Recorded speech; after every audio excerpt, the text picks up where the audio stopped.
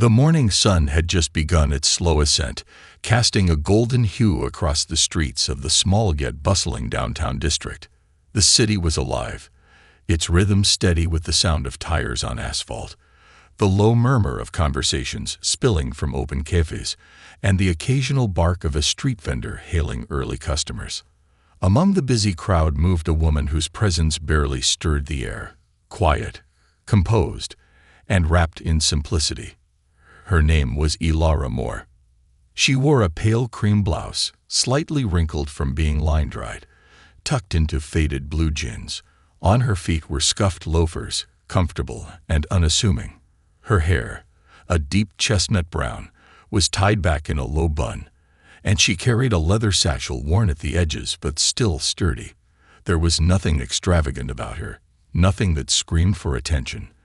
But Ilara never needed noise to make an impact. Her strength lived in silence, in calm resolve, in the way she moved through life with a steady heart and unwavering values. Ilara had a tradition, one she never told anyone about. Every year, on her birthday, she bought herself something small but meaningful. A token. A reminder that she had survived another year, and more importantly, that she had grown through it. Some years it was a book, other years a framed photograph, a rare plant, or even a vintage brooch from a flea market. But this year felt different. This year she wanted a watch. Not because she needed one, her phone told her the time well enough, but because it symbolized something greater. Time. The time she had lost to pain, the time she had reclaimed through perseverance, the time it had taken to rebuild her life after everything was torn away. She had once been someone with nothing but a suitcase and a dream, sleeping on the floor of a friend's garage. That life was gone now. But the memory, it never left. Ilara's destination was an upscale jewelry store nestled at the corner of the city's most luxurious shopping lane. The storefront was a wall of pristine glass, with gold lettering elegantly etched across the top, Marseille timepieces and jewels.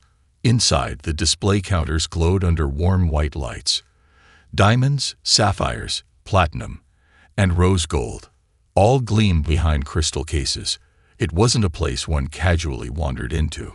It was a destination for the affluent, the extravagant, the well-dressed and well-known. Still, Ilara stepped in. The first thing she noticed was the silence, not the peaceful kind, but the sharp, sterile silence of judgment. Her shoes made soft taps against the polished marble floor as she entered, but no one turned to greet her. 3 sales associates stood behind the central counter. 2 men and a woman, all dressed impeccably in tailored suits and polished shoes.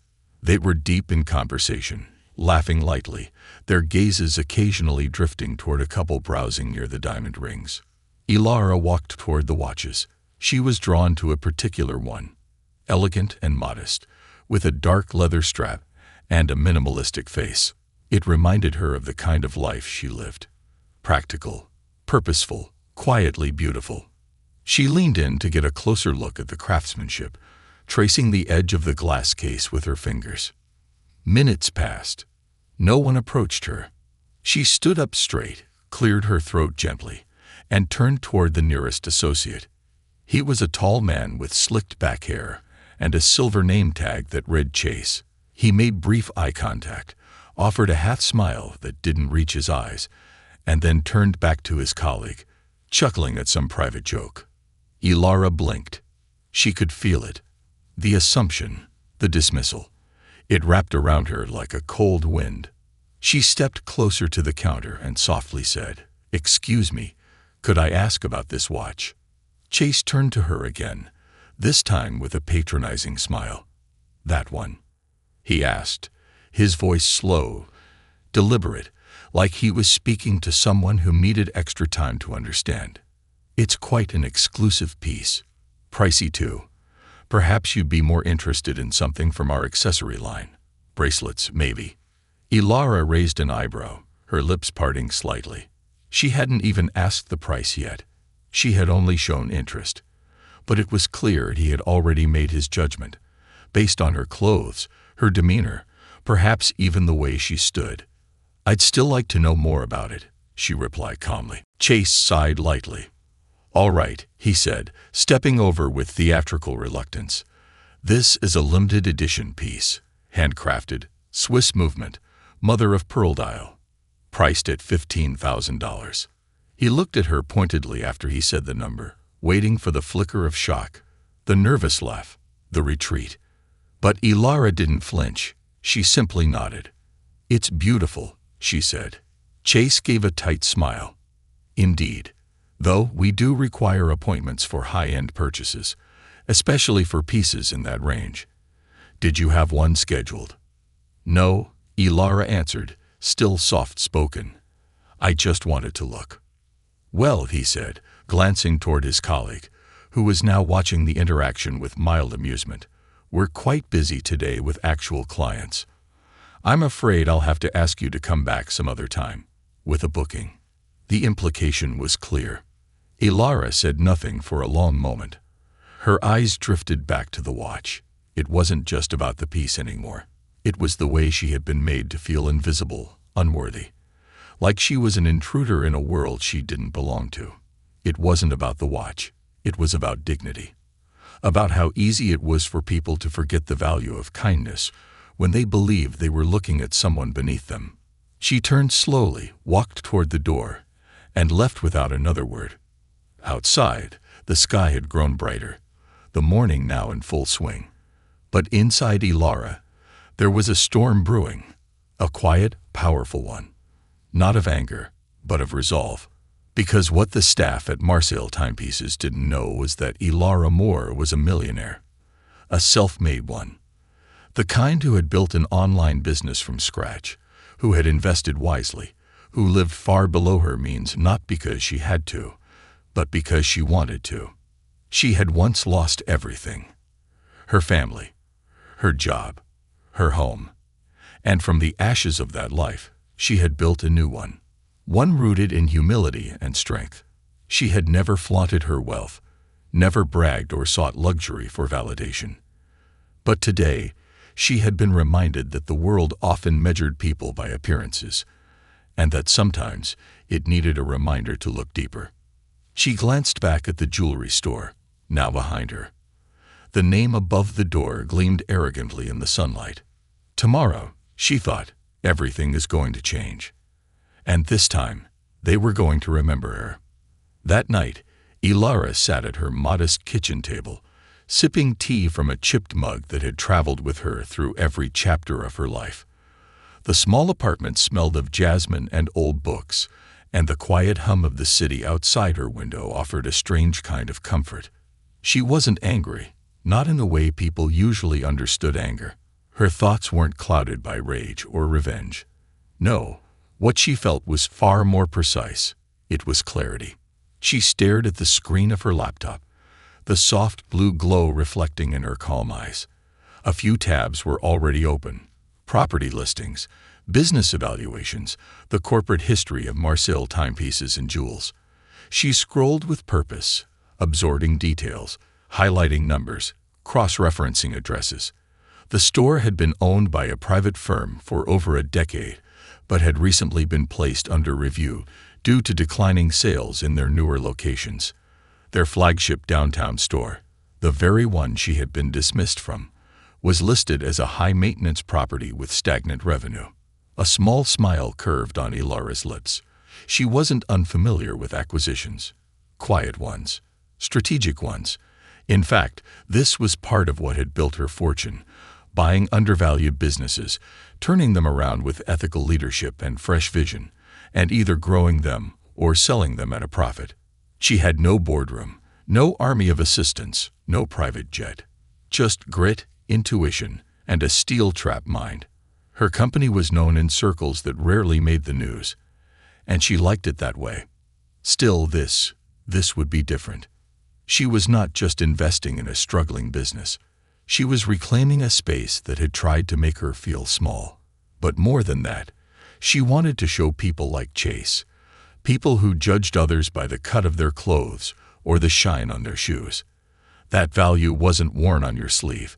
Sometimes it walked in quietly, observed everything, and walked out without a trace, until it owned the ground beneath your feet. The next morning, Ilara woke early, dressed in the same quiet style she always did, and made her way to meet a real estate consultant she'd worked with in the past.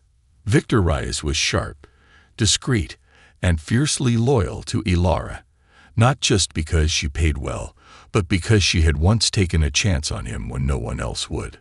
When she stepped into his office, he looked up from his desk and grinned. "You've got that look again." "What look?" she asked innocently, setting her satchel on the chair beside her.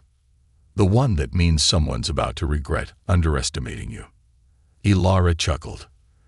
"Then let's make it official." They discussed the purchase with quiet intensity. Victor pulled reports, made calls, and within 2 hours, he confirmed what Ilara had already suspected. The property was available for private sale under strict terms, but the right offer, especially from someone who could promise to maintain the store's brand integrity, wouldn't be refused.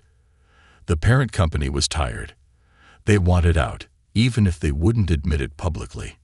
Ilara nodded. "Make the offer." Victor blinked. "You don't even want to negotiate." "No," she replied. "They'll take it. They just don't know it yet." She left his office and returned home, not to rest but to plan. She spent the rest of the day mapping out changes, not to the layout or the inventory, but to the culture of the store.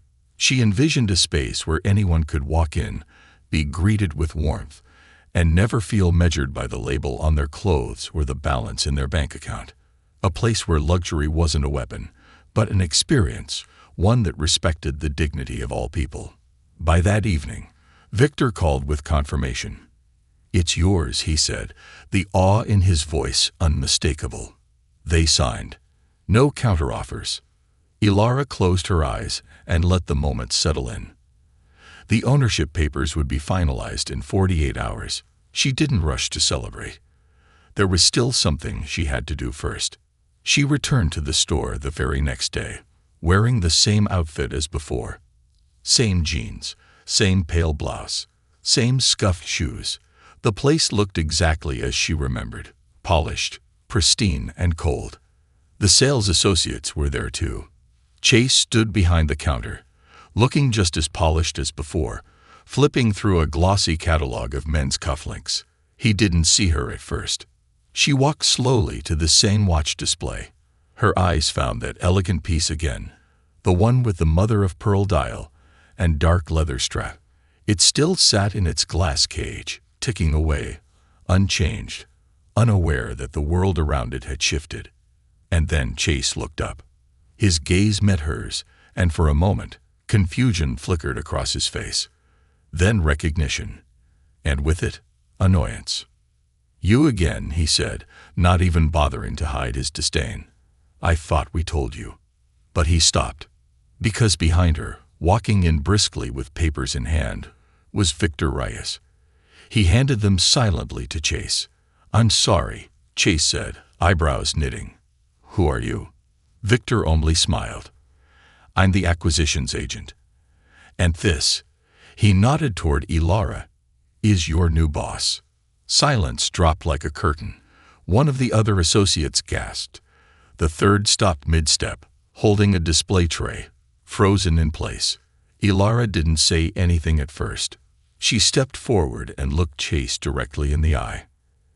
"You know," she said, voice steady, "when I walked in here yesterday, I didn't want anything more than a watch, something to mark a year of quiet growth, a simple reminder of time well spent.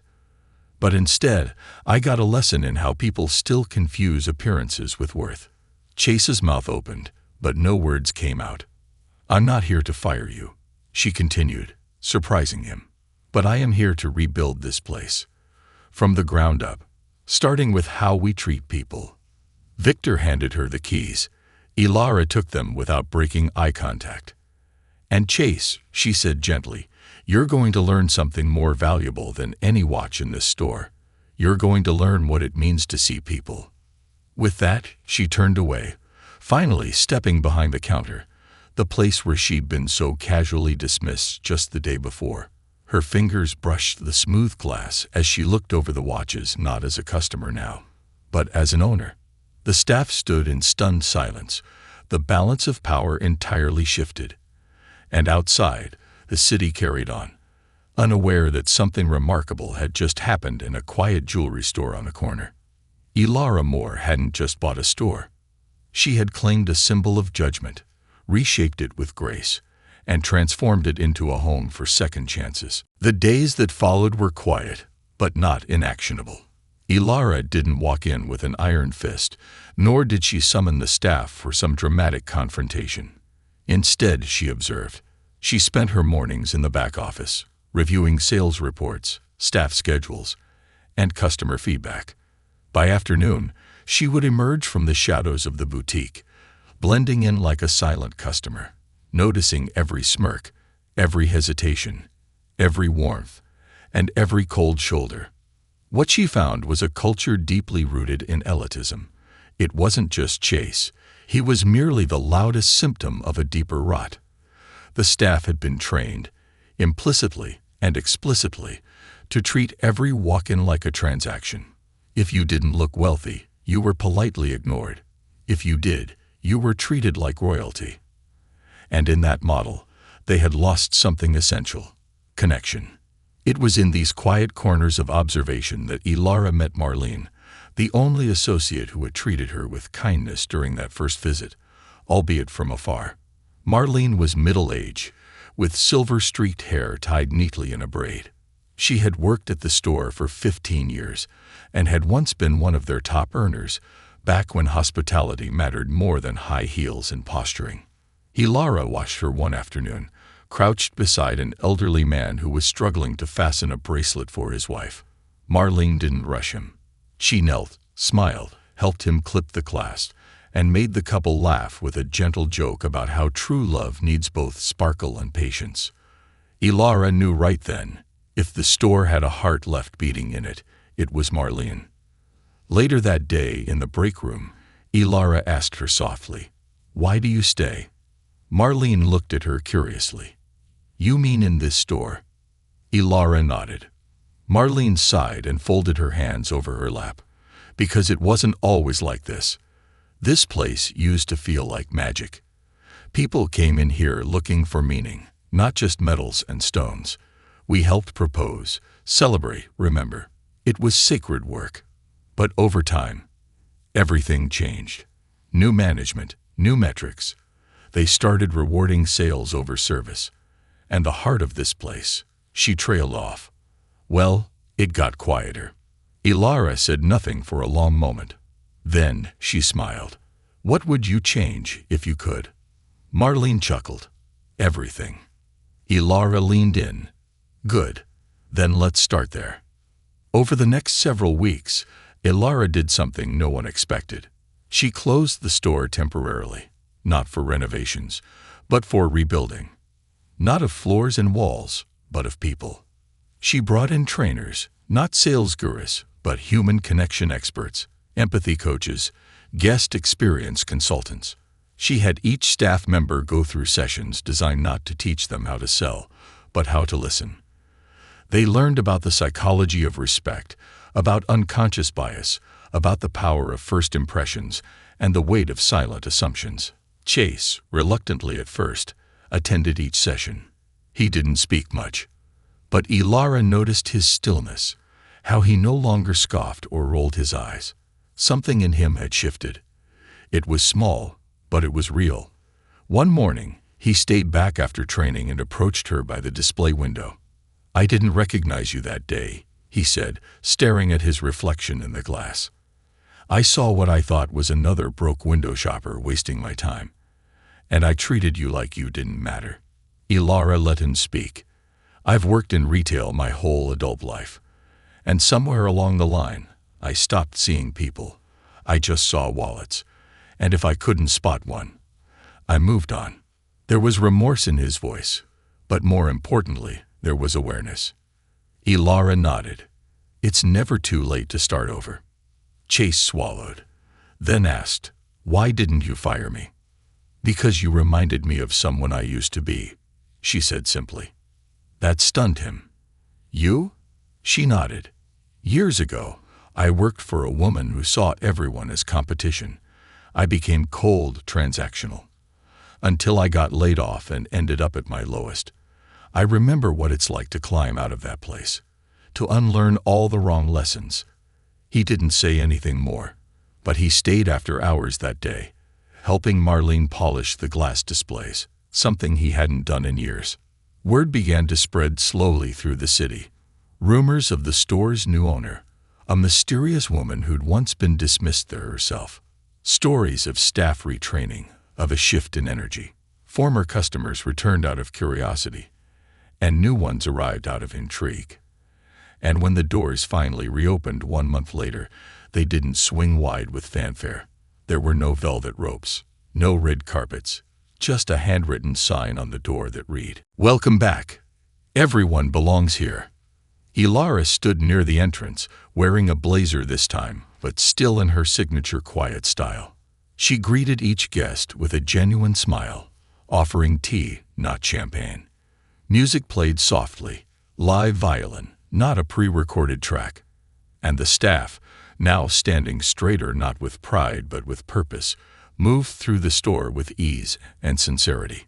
Chase approached a teenage girl who was admiring a simple silver bracelet. He didn't glance at her sneakers or scoff at her budget. He knelt, told her about the artist who crafted it, and shared a story about his sister who used to wear something similar when she needed strength. The girl smiled. So did her mother, watching nearby. Marlene, meanwhile, chatted with a man who had come to return a ring he had bought for a wedding that was no longer happening. She didn't push a new sale. She offered him a tissue and let him sit in the back room until he felt steady again. And Ilara, she stood in the middle of it all, quietly watching the transformation unfold. This wasn't just a store anymore. It was a sanctuary, a space where people weren't measured by wealth, but welcomed by humanity. Later that night, as the last customer left and the lights dimmed to their softest setting, Ilara sat behind the main counter and looked at the watch she had admired weeks ago, the one that had sparked this entire journey. She opened the case, slipped it on her wrist, and listened. Tick, tick, tick. It didn't feel like a timepiece anymore. It felt like a promise kept. The city changed with the seasons, but inside the newly transformed jewelry store, time moved differently. It wasn't just about hours and minutes anymore. It was about moments. The kind of moments people would remember long after the shine of gold dulled and the sparkle of diamonds faded. For Ilara, those moments started to stack like quiet victories. The store had only been reopened for 3 months, but word of mouth was doing what no flashy ad campaign ever could. Customers came not because they were rich, but because they were seen. They shared stories of how they were treated like friends, not sales targets. They came in nervous, curious, skeptical, and left with more than jewelry. They left with dignity. One crisp morning, just as frost glazed the corners of the sidewalk and the sun was barely awake, Ilara unlocked the front doors herself. She liked opening early. There was something grounding about the quiet before the hum of business. She brewed coffee in the back room, humming softly, the scent of roasted beans warming the air. As she turned back toward the storefront, she spotted a man standing just outside. He wasn't the usual early shopper or tourist. His clothes were rough, his face unshaven, and he wore the kind of exhaustion that sleep doesn't fix. A duffel bag slouched at his feet, and his hands were buried deep in the pockets of a threadbare coat. Ilara opened the door gently. "We're open," she said. The man looked up, startled. "I'm not here to buy anything." "That's okay," she replied, her voice calm. "You don't have to buy it along." He hesitated, then stepped in slowly, his eyes scanning the store with uncertainty, like he was expecting someone to shout at him or call security. No one did. Marlene gave him a polite smile from behind the counter. Chase, now months into his transformation, nodded with genuine respect. The man made his way toward a small display near the front, where a modest collection of vintage pocket watches sat. Ilara noticed the way he lingered over one in particular, an old railroad-style watch with a faded brass casing and worn engraving on the back. He turned to Ilara. This is like the one my grandfather used to carry," he murmured. "He was a conductor. Used to say you could tell a man's honor by how well he kept time." Ilara stepped beside him, lowering her voice. "Would you like to hold it?" The man looked at her, surprised. "Really?" She opened the case and handed it to him carefully. His hands trembled as he took it, like he was afraid the moment would vanish if he blinked. "I haven't seen one like this since I was a kid," he whispered. "We used to sit on the porch, and he'd wind it every night. Said every tick was a heartbeat." Ilara studied him, then asked gently, "What's your name?" "David." "Well, David," she said, "you're welcome here as long as you like." He smiled faintly and nodded, returning the watch with reverence. Then he turned to leave, picking up his bag. As he reached the door, she called after him, "Come back tomorrow." He looked confused. "Why?" She smiled. "We're having a storytelling night. We do it once a month. People bring in old pieces, jewelry, watches, keepsakes, and share the stories behind them. I'd like to hear more about your grandfather." David nodded slowly. "Maybe I will." And he did. The next night, he returned, shaved, cleaned up, wearing the same coat but standing straighter. He brought nothing in his hands, just memories in his heart.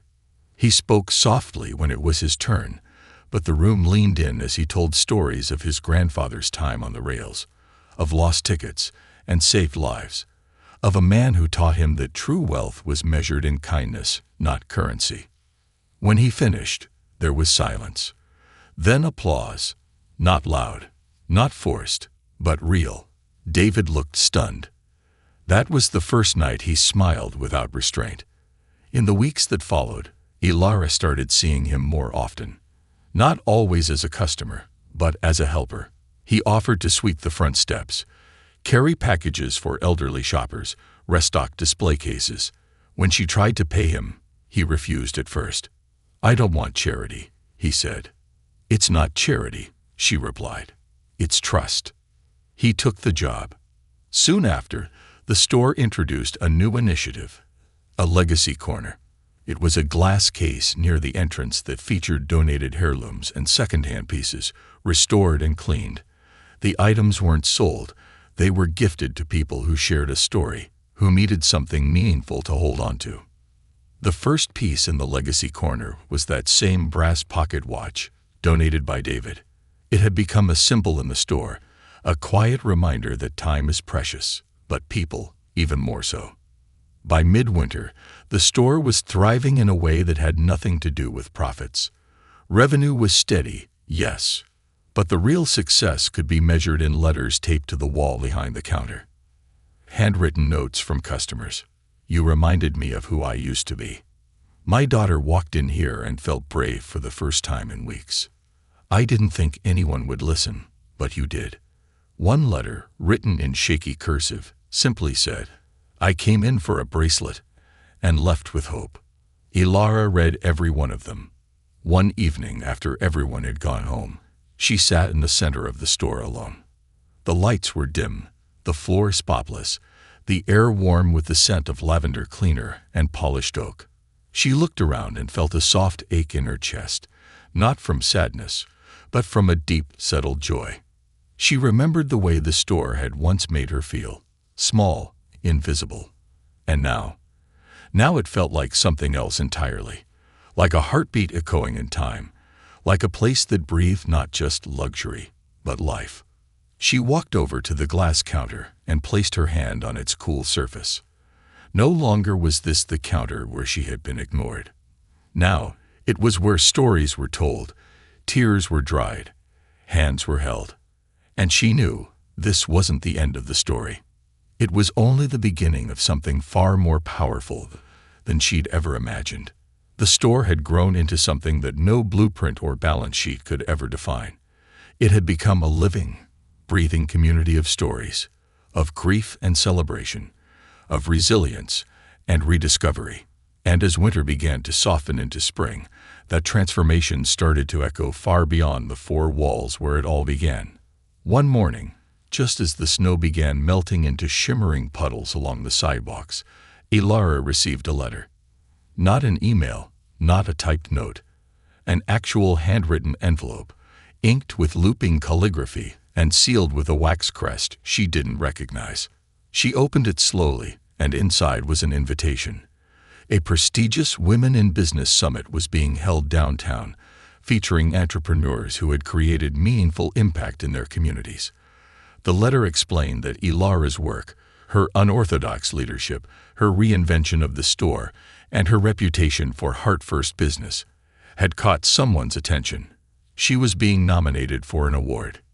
Ilara stared at the paper in stunned silence. She had never sought recognition. In fact, for most of her life, she had preferred to remain invisible, working quietly, giving anonymously, helping without credit. This was the opposite of her nature. But something tugged at her. This wasn't about her. This was about what the store had become, about the people, like Marlene and David and Chase, who had rewritten their stories inside its walls, about the hundreds of customers who had walked in with wounds and walked out with something intangible but healing. So she said yes. The event was held in a grand old theater, its velvet curtains and ornate chandeliers, a stark contrast to the humility Ilara wore like a second skin. She didn't arrive in a limo or wrapped in diamonds.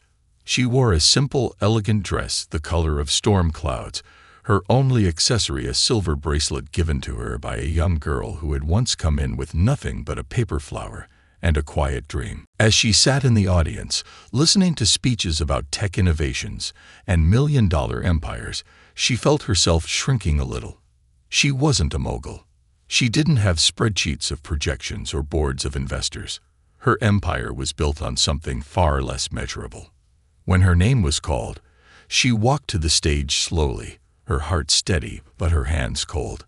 She stood at the podium, looked out at the sea of faces, and paused. "I used to believe that power belonged to the loudest voice in the room," she began softly. "That leadership meant commanding attention, that success meant status. I was wrong." The room fell silent. "I own a jewelry store," she continued.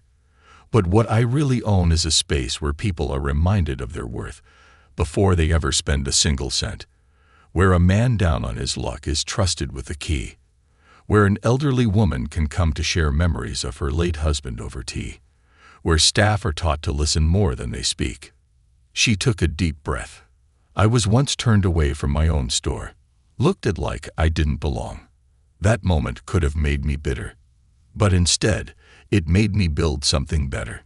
The applause was quiet at first, then stronger, then thunderous. Afterward, reporters approached her for interviews, event organizers handed her a glass trophy etched with her name, and business leaders asked for meetings. Ilara smiled, accepted the kind words, but knew she wouldn't let any of it change her. The next morning, she was back at the store before sunrise, turning the key in the lock like she had every day. Marlene was the first to arrive, holding a small bag of homemade muffins. She grinned when she saw Ilara. "Look at you, Miss Famous." Ilara laughed, still the same woman who burned her toast this morning. Chase walked in not long after, waving a local newspaper with her photo on the cover. "You're on page 1, boss." "I'll use it as a coaster," she said, smirking. But even with the attention, Ilara remained unchanged in the ways that mattered. She kept hosting story nights, adding more pieces to the legacy corner. She introduced a new mentorship program for at-risk youth interested in design and craftsmanship. The first student, a shy 17-year-old named Riley, showed up with nervous hands and a sketchbook full of wonder. "Don't worry," Ilara told them. "You don't need a perfect resume, just heart." And heart is exactly what the store became known for. One particularly busy Saturday, a limousine pulled up outside. It was sleek and black, the kind of car that turned heads. From it stepped a woman dressed head to toe in high-end fashion. Pearls, heels, sunglasses too big for her face. She walked in, nose slightly raised, and looked around like she expected to be disappointed. Chase approached her, polite but firm. "Welcome. Can I help you find something?" She looked him up and down. "Yes, I'm looking for someone who knows what real value looks like." Ilara stepped forward from across the store. "I might be able to help with that." The woman looked startled for a moment. "You're the owner?" Ilara nodded. The woman tilted her head. "Interesting. I read about you. Millionaire with a conscience." Ilara smiled. "Not a title I chose, but sure." The woman wandered the store, inspecting pieces, commenting on designers, asking sharp questions. Ilara followed her quietly, offering answers when needed, never pushing. Finally, the woman stopped in front of a small silver pendant with a simple sapphire in the center. "This is understated," she said, almost surprised. "What's the story behind it?" Ilara told her about the widow who had donated it, a woman who said the sapphire reminded her of her son's eyes, lost in war. The pendant had been cleaned and placed in the legacy corner for someone who needed it more than she did. The woman was quiet. Her sunglasses now sat in her hands, revealing eyes that were beginning to water. "I'll take it," she said quietly. "No charge," Ilara replied. The woman looked stunned. "Excuse me?" "It was meant to be gifted," Ilara explained. "And something tells me you're the one it was meant for." The woman blinked, nodded once, and held the pendant to her chest. "Thank you." As she left, Chase leaned toward Ilara. Who was she? Ilara shrugged gently. Someone who needed to be reminded of something real. The store remained a paradox in the world of luxury, elegant but welcoming, timeless but deeply human. And Ilara continued to guide it not with a heavy hand, but with quiet courage. She didn't chase success. It came to her, drawn by the rare kind of leadership that doesn't shout, but whispers and is still heard. Rain fell softly on the city the night it all came full circle. Not the stormy kind of rain that lashes windows or floods the streets, but a steady, rhythmic drizzle, as if the sky itself was exhaling. Ilara stood by the large window at the front of the store, lights inside warm and golden, casting long reflections on the wet pavement outside. She watched people pass beneath umbrellas, shoulders hunched against the chill. A strange stillness settled over her chest, something between peace and anticipation. The store had closed an hour ago, but she remained, as she often did these days, not out of obligation, but affection. She'd fallen in love with this place, not for its inventory, but for what it had become. Not a jewelry store, a refuge, a storyteller's haven, a place where people didn't just come to buy, they came to feel known. As she turned to tidy a nearby counter, her phone buzzed with a message. It was from a name she hadn't seen in over a year. "Are you still open?" She stared at the screen. The name was Julian, the man who once told her, with mocking eyes and a careless smirk, that the store wasn't for people like her. The salesman who had turned his back, not knowing he was dismissing the very woman who would one day own the entire place. She hadn't seen him since the week she bought it. And even then, their encounter was brief. He had resigned before the new ownership took root, disappearing without apology. She didn't respond. Not right away. But 15 minutes later, she heard the bell above the door chime softly. She looked up. He stood in the doorway, drenched from the rain. His expensive coat was worn at the edges, and he looked older, not just in the way time ages a person, but in the way regret does. His eyes were no longer sharp with arrogance. Now they were tired, hesitant. "Ilara," he said, his voice low, almost unsure if he had the right to speak her name. She nodded once. I heard what you did," he began, hands fumbling in his pockets. "The store, the award, the programs, the people who talk about this place like it saved them." She said nothing, only listened. "I was wrong. That day," he continued, swallowing hard, "I judged you. And not just you, probably 100 others like you. I thought wealth looked a certain way. I thought power wore a suit and carried a black card." His voice cracked slightly. "I didn't know it could wear jeans and carry grace. Ilara walked to the middle of the room, her presence calm but firm. She tilted her head slightly. "Why are you here, Julian?" He exhaled, looking down at the floor. "Because I've lost everything. The job I chased after I left here, it collapsed. The partners pulled out. I burned bridges. I forgot what mattered. And I remembered you.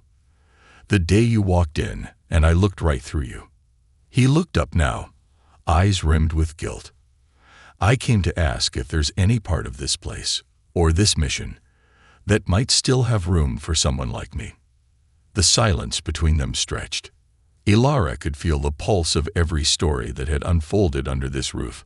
She remembered her own sting of rejection, the way it clung to her even after the deed was signed and the renovations were complete. Forgiveness had taken time. But this place had taught her something. People can change if given the space to do so. Redemption wasn't a reward. It was a risk. "There's no job open right now," she said evenly. He nodded. Ashamed. "I understand. But," she continued, stepping closer, "there's a seat open at the next storytelling night. I'd like you to come." He blinked. "You'd let me share?" "No," she said. "I'd let you listen."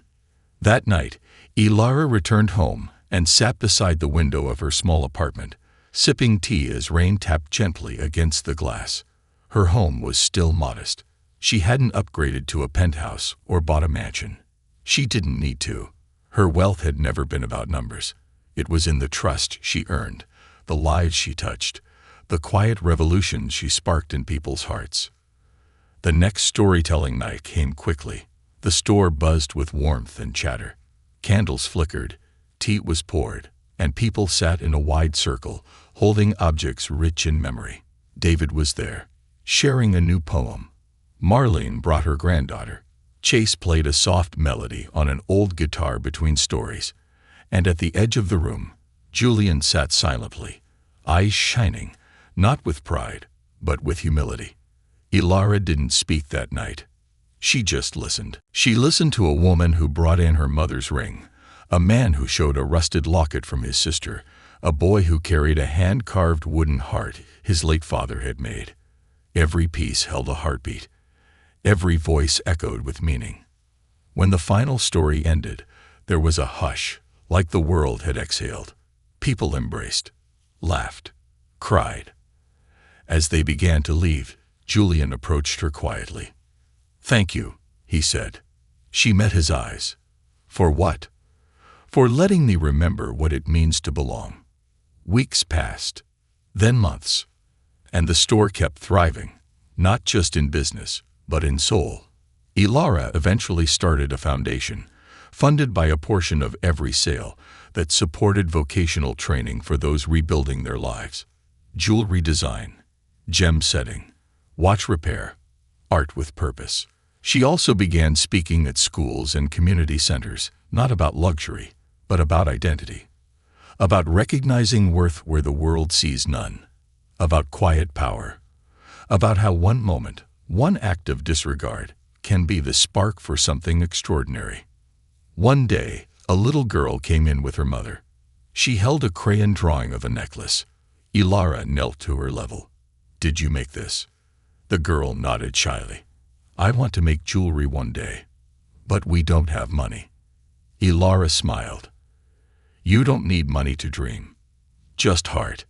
She framed the drawing and placed it in the legacy corner the next day, alongside heirlooms and gemstones and watches with winding stories. And so, the store, once a place that turned people away for not looking the part, became the kind of place where people returned, again and again, not because of what they wore or carried, but because of how they felt inside its doors. Seen, valued, loved. And Ilara, she continued to walk those polished floors every morning, keys in hand, heart wide open. She had once been invisible. Now, she was unforgettable.